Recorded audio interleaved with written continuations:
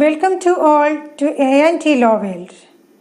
വാഹനാപകടമുണ്ടായാൽ insurance കമ്പനിക്ക് പകരം വാഹന ഉടമ നഷ്ടപരിഹാരം നൽകേണ്ട മറ്റൊരു സാഹചര്യമാണ് നിയമപരമായി രജിസ്ട്രേഷൻ നടത്താത്തതോ രജിസ്ട്രേഷൻ കാലാവധി അവസാനിച്ചതോ ആയ വാഹനം റോഡിൽ ഓടിച്ച് അപകടമുണ്ടാകുന്നത്. മോട്ടോർ വെഹിക്കിൾ ആക്ട് പ്രകാരം എല്ലാ വാഹനങ്ങളും റോഡിൽ ഓടിക്കുന്നതിന് നിയമപ്രകാരം രജിസ്ട്രേഷൻ അത്യാവശ്യമാണ്.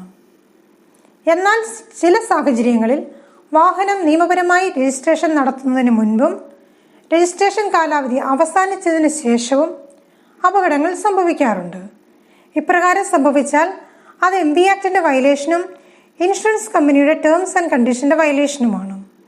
ഇപ്രകാരം ഇൻഷുറൻസ് പോളിസിയുടെ ടേംസ് ആൻഡ് കണ്ടീഷൻ വയലേറ്റ് ചെയ്യപ്പെട്ടാൽ നഷ്ടപരിഹാരത്തിനായി MACT കോടതിയിൽ കേസ് ഫയൽ ചെയ്യപ്പെടുമ്പോൾ insurance company pay and recovery അവാർഡിന് വേണ്ടി കോടതിയിൽ തെളിവ് നൽകുകയും വാദമുഖങ്ങൾ ഉന്നയിക്കുകയും ചെയ്യും.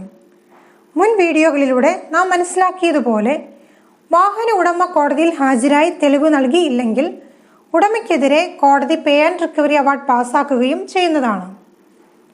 ഇപ്രകാരം വാഹന ഉടമയ്ക്കെതിരെ പേ ആൻഡ് റിക്കവറി അവാർഡ് പാസ്സാക്കപ്പെട്ടാൽ അപകടത്തിൽ പരിക്ക് പറ്റിയവരുടെ എണ്ണവും പരിക്കിന്റെ കാഠിന്യവും അനുസരിച്ച് ഭാരിച്ച സാമ്പത്തിക ബാധ്യത വാഹന ഉടമയുടെ സ്വത്തുവകകളിൽ എത്തിച്ചേരുന്നതാണ്.